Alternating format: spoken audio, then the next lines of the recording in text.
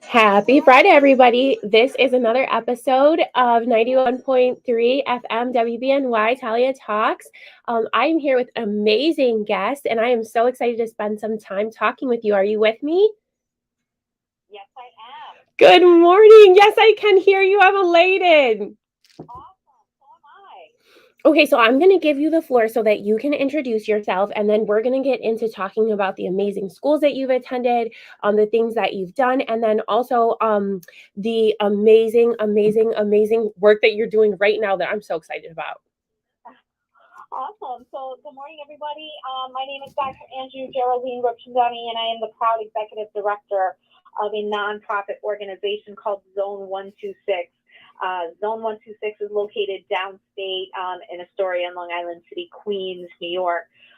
We have been in operation for the past 12 years. We are working with children and families, specifically at 3 large public housing developments: Astoria houses, Ravenswood houses, and Queensbridge houses. And for those who don't know, Queensbridge houses is actually the largest public housing development in the country. 20,000 families, 8,000 of whom are children, and it's 96 buildings. The 3 zip codes that we work in are 11101, 11102, and 11106. That's what makes up our name. And while we are having a large economic boom here in Astoria and Long Island City, with the median income being around $125,000, we are seeing families who are living in public housing being sort of built around with a median income of $18,000 to $25,000. I have been the executive director for over 3 years. I've been with the organization for 12 years. I'm a proud New York City gal, born in the Bronx, raised here in Astoria, Queens.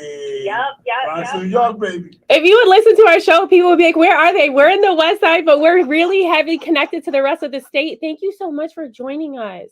I love it. Bronx born, Queens bred, New York Yankees, New York Giants, die hard. But have a lot of love for Bilo, family up there. Bilo in house. Dr. Anju, where you grew up at? What neighborhood? 167 in Grand Concourse, and then in Astoria, Queens, okay. closer by Woodside Housing. You said Grand Concourse, I said Wepa. I'm so excited to have you on the show. For many of you who are listening for the first time, my name is Talia Rodriguez. I'm an organizer. I'm here in the west side of Buffalo, but I also have a strong connection to New York City. So my dad is actually from the Lower East Side of Manhattan, and he is a former resident of Rutgers Houses. So the story goes that Rutgers Houses was the first time that my abuela had her own bedroom. They moved in when it was new.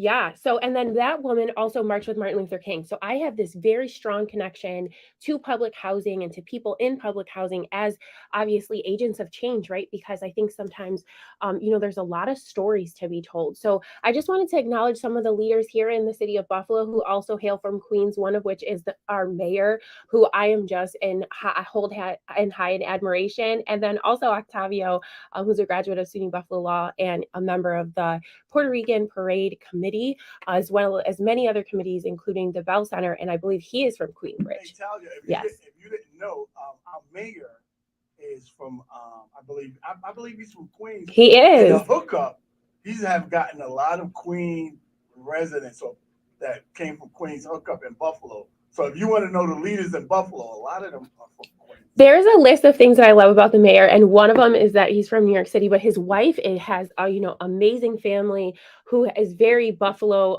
driven.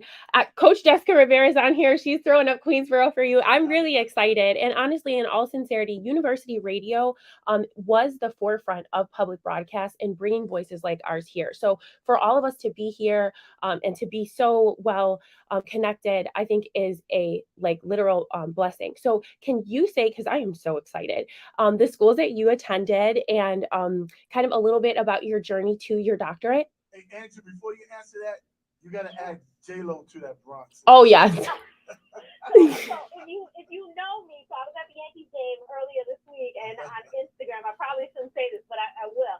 I often say, don't be fooled by the rocks that I got. I'm so Nancy from the block.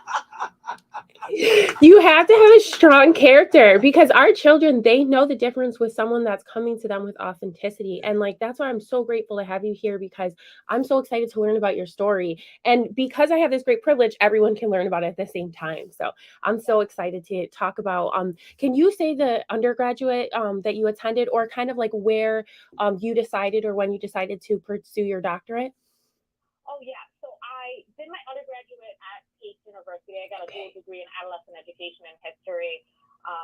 Then, I realized that I didn't want to be in the classroom with so many kids coming in and out of my classroom. They come in 150, come in September. Yeah. Really start to get to know them in November, build a bond, and rotate out of my classroom by January.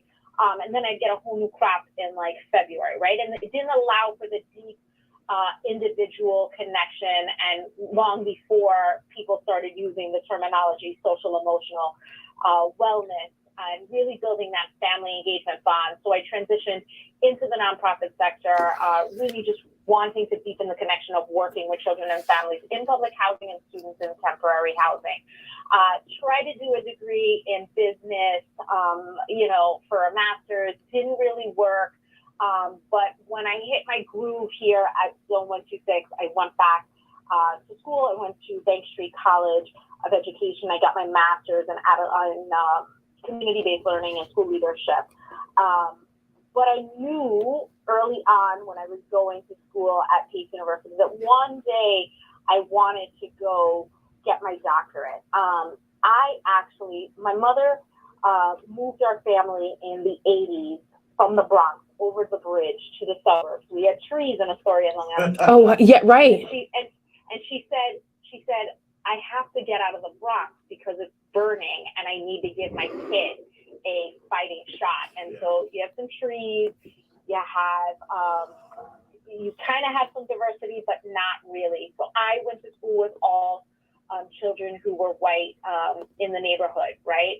I didn't start mixing with other people of color until I was sort of like in middle school. As a Puerto Rican, I remember the first time I went to Queens. I was like, oh, this is nice. Oh my goodness. It's nice, right? Right. It feels different than the Lower East Side. So shout out to Pace. And I'm sorry, I didn't mean to interrupt you, but I do, I empathize with that very distinct change of infrastructure. Do you know what I mean? Where you sense that there's some type of transition. Same thing for me. I started working in Queens, and I noticed, black people are here too, people of color. Yeah. And they live in nice. Yeah, and so you start to notice this disparity, but it wasn't until I got my first job at 16 years old where I started working in an after-school program right in the same elementary school that I went to, that the neighborhood had started to change. We had started to now see Mexican families move in, Brazilian families, Colombian families, Ecuadorian families, etc. And we started to see this gap between what the teaching staff looked like and what the student population was, and their ability to also communicate with families. And I was like, something's just wrong here. And I started to notice it even more deeply as I was graduating from high school. We came in with a class of 1,000, and by the time we graduated with only 495 kids. So something was happening here, and I gave up a large internship with JP Morgan Chase that would have, changed the trajectory of your life. Yes, everyone has those decisions in nonprofit, and you're like, no, I'm gonna go help. So at 17 years old, I got this great internship with JP Morgan, and I gave it to another girl who's still at JP Morgan, like high up. Shout out to her. That's fantastic. Bless her. But I said, no, I'm going to take on 2 jobs. I'm going to work in the nonprofit sector doing summer camp, and I'm also going to be working in the supermarket and really just trying to hustle because I feel like this is where my calling is, right? And so I find my calling really early on. And it's always been fueled. And so I got it fueled even more at Pace University, at the School of Ed, and really trying to understand how we could support Black and Latino youth in having the same path as middle class children had as well. I was very focused in the last several years on getting my doctorate because once again, the disparity just keeps growing in this country for Black and Latino children. And when I decided to pursue my doctorate, it was how could I do it with this thought of collaboration? How could I do it with cross-sector collaboration, looking at other folks in business and government, and how do we knit together and support one another for communities of color?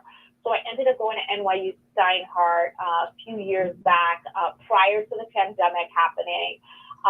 The pandemic happened, and I sort of like say, we see even more of a gap happening. And I had been very focused for many years on chronic absenteeism. And if people don't know what chronic absenteeism is, it's any student who's missing 2 days a month, 10 months in a school year, that's 20 days. If you think about a full month of work, it is about 20 days. So children have missed a full month of instruction. We have children here specifically living in public housing due to the quality of air conditions, the asthma rates, et cetera, missing 60, 70, 80 days of school. Yeah, and I think 3-4 months of learning. Yeah. And I think for me as an academic, I saw so much of myself in you. And shout out to Dr. Haino and the others that like connect me to people like you, because like I kept talking about public housing and I kept talking about summer lunch and I kept talking about literacy. And he was like, I think you need to meet my friend.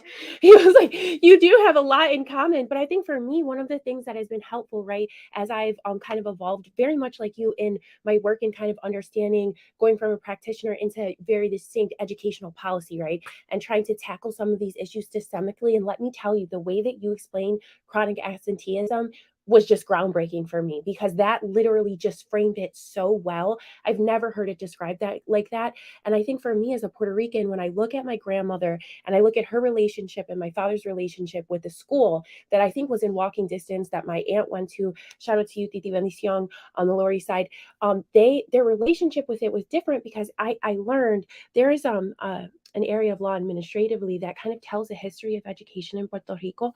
And you can see as the Puerto Rican government is reporting to the United States that we don't hit even up to 50% enrollment in elementary school until well after the 1950s. So I have this quote that says in World War II, my uncles and people were going to fight for a nation that still was struggling to provide an infrastructure for the people in the school that was reflective of their lifestyle, because a lot of them were still farming, and like my grandma worked on a sugarcane plantation, so she only had a 3rd grade education. And then when people decide if school is important and what their relationship to school is, would you say things like that matter?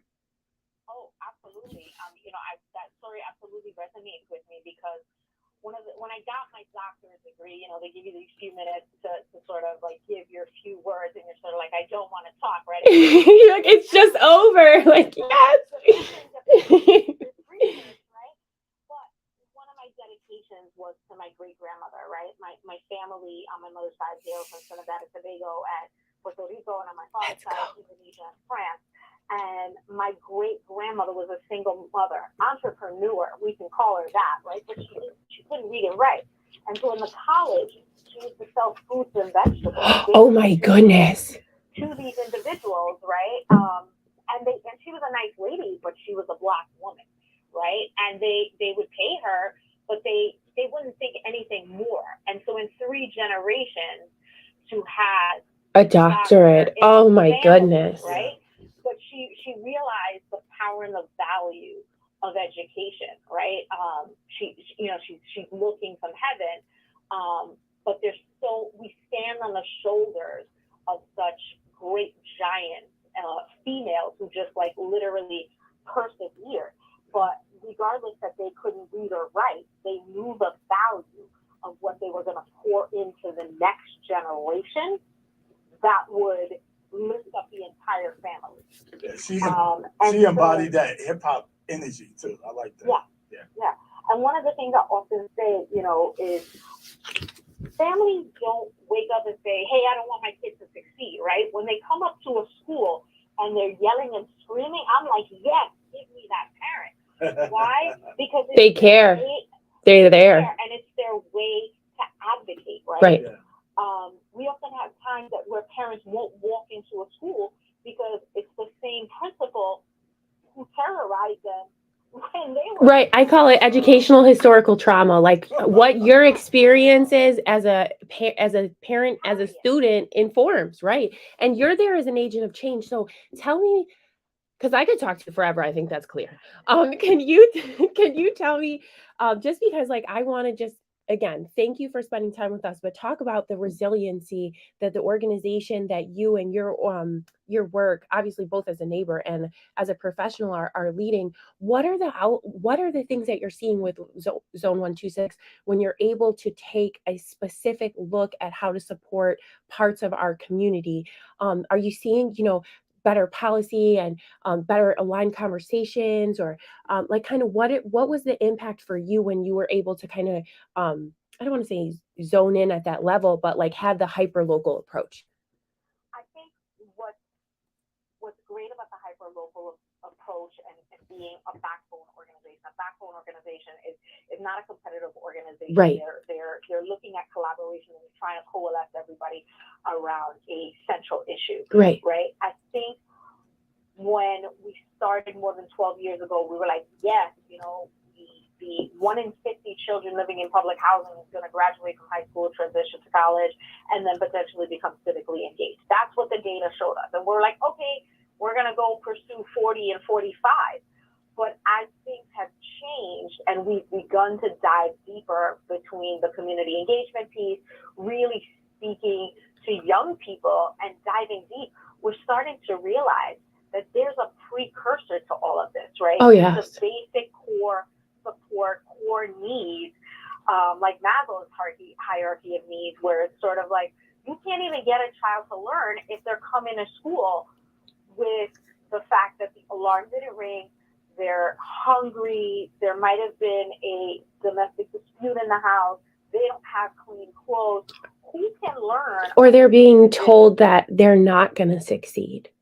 Yeah, Like, because people say that to kids because they're so broken themselves. Yeah, so it's like who wants to come to school, right? When you're already late, when these things have happened, and when you come through the door, instead of somebody utilizing an asset-based approach, saying, I'm so glad, Tommy, you're here today. I'm so excited. Let me give you a hug and let me walk you to class. And the school being a place of resource. But somebody instead saying, oh, late again? Come on, let's go. Yeah. There's a different approach and how you can spread kindness and change somebody's day. It's free. Yeah, absolutely. Yeah, specifically here, my like we're the same person basically. So my career really goes from community schools where we spend a lot of time doing what we call climate work, right? Like school climate work. And I think one of the things that I took away from that work was when you have identity affirming themes in the school, right? So one of my favorite schools, PS30 Frank Sedita Academy, they're bilingual. And also we have monolingual classes, but there's an entire wall where as you enter, it says welcome, I think in like 26 different languages. And in the middle of Puerto Rico, we had a little bit of extra money and we had these amazing engaged artists who I believe now are in Louisiana, but they did a spray paint mural for me of Puerto Rico. So all my kids who were coming from Hurricane Maria, who were processing the fact that it was freezing outside. Because it's -10. And you get that in Queens too, where it's like, okay, go. Put this jacket on, okay, go. And you're like, where'd all the palm trees go? Like, what's happening to me? They got to see that. And I think for me, just the piece of being able to have art inclusion in the climate of schools is really important. The second thing, and I would love your feedback on this, was valuing the people inside the schools and making sure that they felt important so that they could see the school as a place of resource and not a place of stress themselves. Because I feel like that affects their ability to welcome someone in. You know what I mean? And then food, free food, add free food. And then I feel like that's a recipe for success. So I know that you're active in food security and in bringing food resources in unique ways. Could you talk a little bit about that? Yeah, absolutely. I mean, so years ago I said, listen, I really want to create a food pantry at our schools, right? And everybody looks at me and they're like, you're crazy, like what's going on? Like, where are you coming up with these ideas? I'm like, no, there's a food insecurity issue here in America, and people are not talking about it. But here comes this pandemic, right? And you can't ignore it.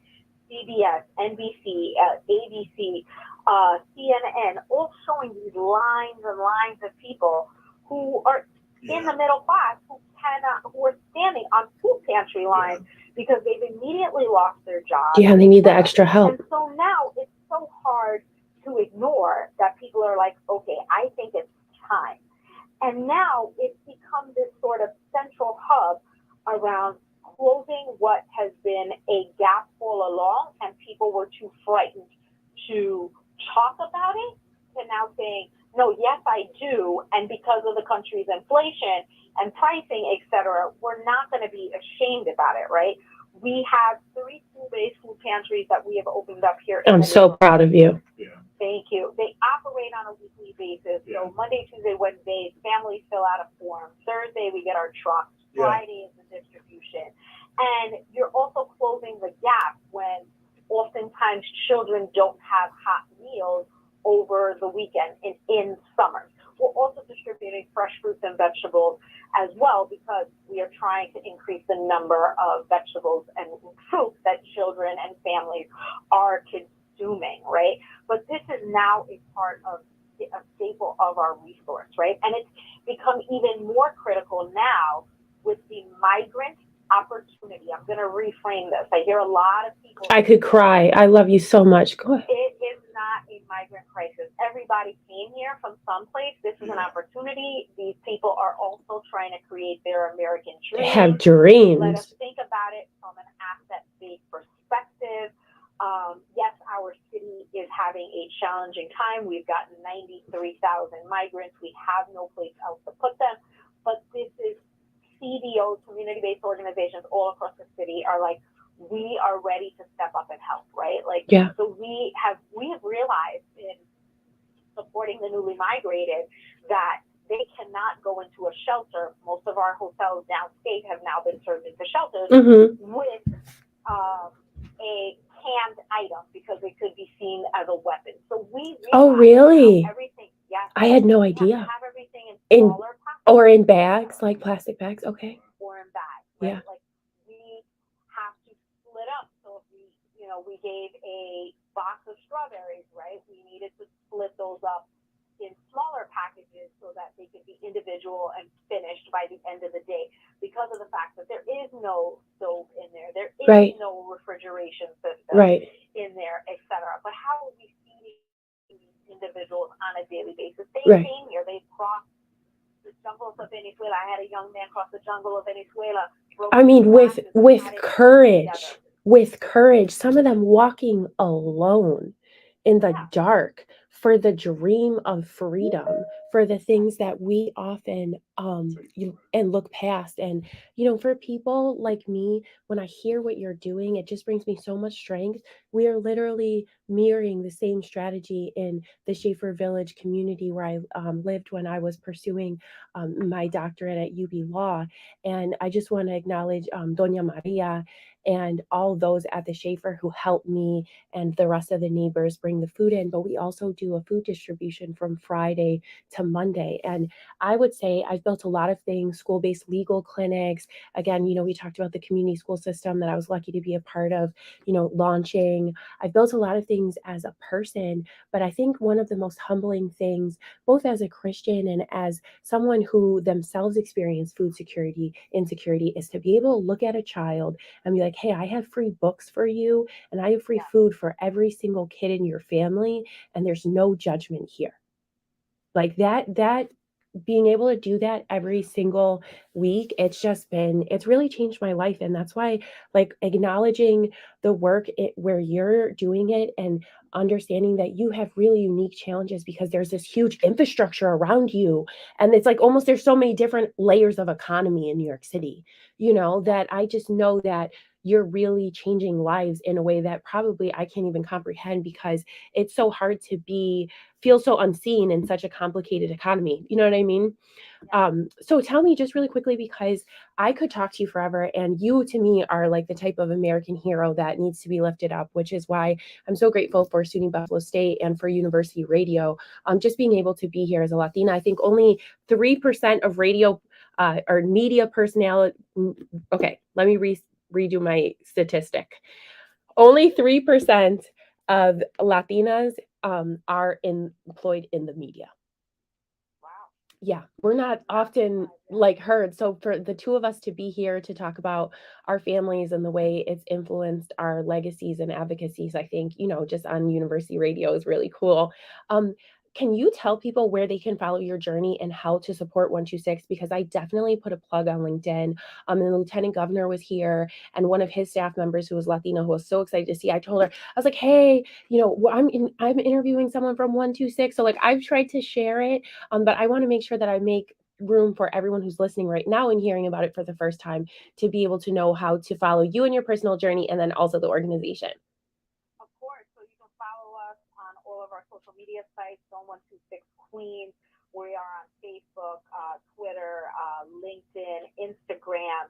You can also follow me on LinkedIn and Dr. Anju J. Rupchandi, as well as on Instagram, AJRUPCHANDANI. We are always looking for either volunteers, donations, opportunity to do walkthroughs here in the neighborhood, et cetera, for people to sort of get involved, any way that folks want to feel like they can contribute, they are more than welcome to. Absolutely. We have a bunch of students often, who share residence both in Buffalo and in Queens and the Bronx. Many of my mentees and people like Lisbeth and people who inspire me are from New York City. So first of all, I have to beg you for another interview. I don't know when, I don't know how or where, but I would be on air. I'd like to beg you for another interview formally. And thank you. And then the second thing I have to ask is, I think what everybody wants to know. Okay, so this is a really pointed question for you in terms of education. What advice would you have for an educator that's going into an environment, into a neighborhood or into a school, or to serve a community from an educational lens that is different from that community from whatever regard, but wants to be helpful? Is that not such a great question for you? I mean, come on. I couldn't not ask it. You have to be immersed, right? Okay. You cannot do this work sort of get in your car, come here, do the work, get in your car and go home, right? Right. You have to be immersed and understand the changing dynamics of a neighborhood and to understand a neighborhood, right? I live here in the zone. I walk around the neighborhood often. As a leader, I feel like you have to be and you have to walk and talk the talk. And so I put my pulse on things by talking to people, understanding, seeing what's going on, because that is the best way to sort of immerse yourself into what a neighborhood is like. Because oftentimes young people will say it, like it was said in my dissertation. People come, they drive their car here and they drive out. They have no idea what. Or I say they pack up their logos and they go. They take that table cover and they hit right back in that car, and you're like, they're gone. But you're still there. Yeah. And I deeply, deeply believe in, we always talk about self-care and everything. Right. I literally work and breathe this every single day, all day, every day, because I'm deeply committed to real community transformation. And in order to do that, you have to be in community, I feel.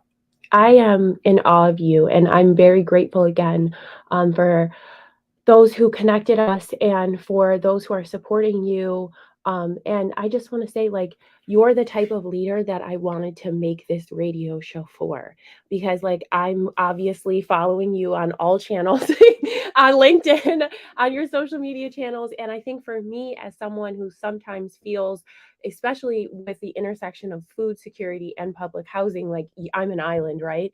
To be able to, as a public policy analyst and as a SUNY trained policy analyst, to be able to find a community with you, to know that you also have that level of transparency, because I live a couple blocks away from the community that I serve. And I think for both of us, and for the mayor, and for other leaders who also live in the city, there's a certain level of privacy and of of yourself that you give when you also live where you serve.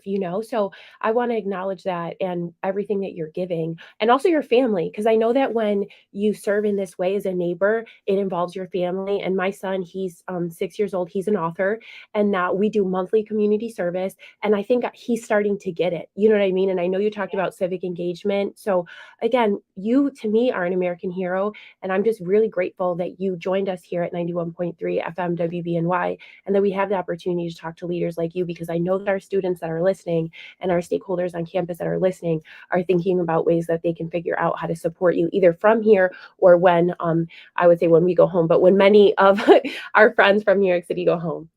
Willie, did you have anything to add? Yeah, I wanted to say also, she is an inspiration. We're so impressed by you. Also, for me, because I get to see a lot of interviews that we have on the show. I noticed they come from where I come from. I was born in Brooklyn, Bronx, lived in Manhattan, came to Buffalo, and all these movers and shakers grew up in my neighborhood. Like, I'm thinking of you, Anju, J-Lo.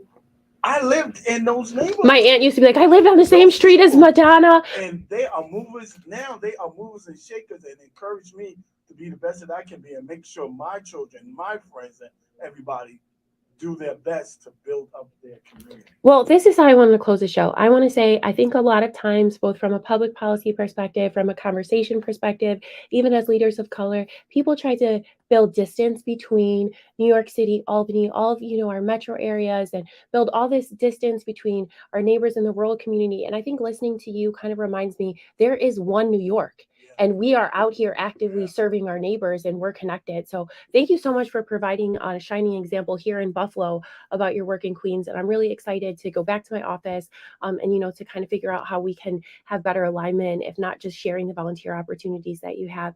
And also as a person, to be able to follow you as an example, because I think, again, you need friends in this work. Did you have anything that you wanted to say as we close the show? Maybe words of advice for young people who are from public housing, or people who feel maybe, othered inside schools? I think what I have to say is there are advocates and there are really good people who are fighting the good fight each and every day for people living in public housing. It's probably not often known because you're just, to change policy is so arduous, but there are people doing it, and public housing is a great place to live, be, learn, thrive, grow. We've said so many people have come out of public housing who are absolutely amazing. So it's the ability not to give up, but there's also this piece of there's just no place like home. Right? There's just no place like home, and home is sort of where the heart is. Right. And that's always your center and your sort of north on the compass. Thank you so much. I really appreciate it. I'm humbled by you. I know as I'm going to later re-listen to this interview, just thinking about the great privilege I have to be connected and influenced and inspired by someone like you. And again, I formally begged you for another interview. I don't know where, I don't know when, I don't know on what channel, I don't know in person or via video, but I know I begged and you agreed. So I look forward to that. And for everybody who tuned in with us this Friday, thank you so much. And that's another episode of Talia Talks on 91.3 FM WBNY. Thank you, Doctor. Thank you, guys. Be well. Bye.